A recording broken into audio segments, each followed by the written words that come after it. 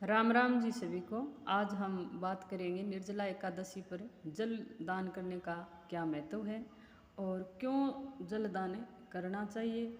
अगर हम निर्जला एकादशी पर जल ग्रहण करते हैं तो उस जल को ग्रहण करने की विधि क्या है और किस तरह से हमें निर्जला एकादशी का व्रत रखना चाहिए, तो पूरी विधि मैं आपको इस वीडियो में बताऊंगी। वीडियो को ज़्यादा से ज़्यादा लाइक करना, शेयर करना और चैनल पर नए हो तो चैनल को सब्सक्राइब जरूर करना।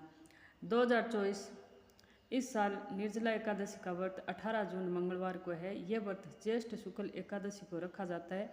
इस बार यह तिथि 17 जून सोमवार को 4:43 से 18 जून को 7:28 AM तक रहेगी। वैसे तो हमारे हिंदू शास्त्र में वर्णित है कि उदय तिथि के हिसाब से व्रत किया जाता है। कुछ लोग सोमवार को व्रत रखेंगे और कुछ मंगलवार को रखेंगे, ये अपनी अपनी मर्जी है। वैसे व्रत उदय तिथि के हिसाब से रखा जाता है।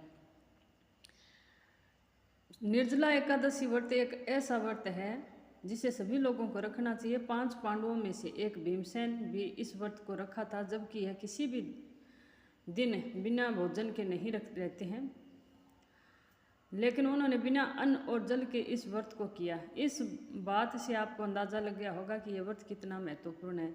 आइए जानते हैं निर्जला एकादशी का व्रत क्यों रखना चाहिए, निर्जला एकादशी के दिन जल का दान क्यों करना चाहिए। धार्मिक मान्यताओं के अनुसार निर्जला एकादशी एक ऐसा व्रत है जिसके करने से आपको पूरे साल के 24 एकादशी व्रतों का पुण्य लाभ हो सकता है। इसका अर्थ है कि आप पूरे साल में मात्र एक निर्जला एकादशी का व्रत विधि विधान से करके सभी एकादशी व्रत के समान फल प्राप्त कर सकते हैं। 500 पांडव और माता कुंती साल में 24 एकादशी आती थी तो 24 की 24 एकादशी का व्रत रखते थे। और भीमसेन एक ऐसे थे जो बिना अन्न के नहीं रह सकते थे। तो भीमसेन ने सोचा कर मैं कोई व्रत नहीं करूँगा एकादशी का तो मृत्यु के पश्चात मुझे मोक्ष कैसे प्राप्त होगा। तो भीमसेन है जो एक दिन वेदव्यास जी के पास गए और उनसे पूछा कि मुझे अन्न के बिना मेरे से नहीं रह जाता, तो मुझे कोई ऐसा व्रत बताइए जिससे मरने के बाद मुझे मोक्ष प्राप्त हो।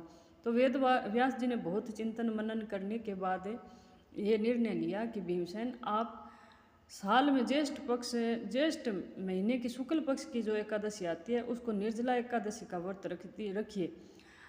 इसका नियम यह है कि आप 10वीं के दिन सुबह हल्का भोजन करिए, दाल और साधारण फल के, प्याज लहसुन मीठा सब कुछ त्याग दीजिए और शाम को फलाहार करिए। इससे आपको अगले दिन प्यास नहीं लगेगी। और एकादशी के दिन सुबह जल्दी उठकर पूर्व दिशा की ओर मुख करके व्रत का संकल्प लेना और आप व्रती रहना। भगवान विष्णु की विधिवत पूजा करना, तुलसी दल को लेकर भगवान को भोग लगाना। तुलसी दल उसे कहते हैं जो 3 पत्र का होता है, एक पत्ता नहीं तोड़ना चाहिए तुलसी का। और एकादशी का जब व्रत होता है उस दिन भी तुलसी पत्र नहीं तोड़ना चाहिए। तो भीम को सारी विधि वेदव्यास जी ने बतलाई और भीम ने वेदव्यास जी के बतलाए अनुसार एकादशी का निर्जला व्रत किया। इससे भीम को 24 एकादशी का फल प्राप्त हुआ। निर्जला एकादशी का व्रत गर्भवती महिलाओं को कभी नहीं करना चाहिए और बीमार जो लोग हैं उनको भी नहीं करना चाहिए, उनको फलाहारी व्रत करना चाहिए। निर्जला एकादशी के दिन पक्षियों के लिए अपनी छत पर जल और अन्न की व्यवस्था करनी चाहिए। राहगीरों को जल दान करना चाहिए, जल पिलाना चाहिए, मीठा जल पिलाना चाहिए। और सुबह उठकर स्नान करके भगवान की विधिवत पूजा करनी चाहिए। विष्णु भगवान का कोई भी विग्रह हो, भगवान विष्णु का, भगवान श्री कृष्ण का, ये सब भगवान के विष्णु के ही अवतार हैं, विष्णु के ही रूप हैं।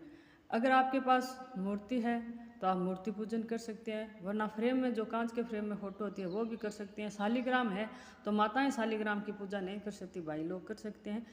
तो भगवान को ऋतु फल चढ़ाएं, जैसे खरबूजा, तरबूज, ककड़ी, ये सब ऋतु फल आप एक थाली में रख कर चढ़ाएं। और ठंडा एक मिट्टी का कलश जल भरकर वहाँ रखें, धूप दीप करें, भगवान के आरती करें और तुलसी माता के पास भी दीपक जलाएं।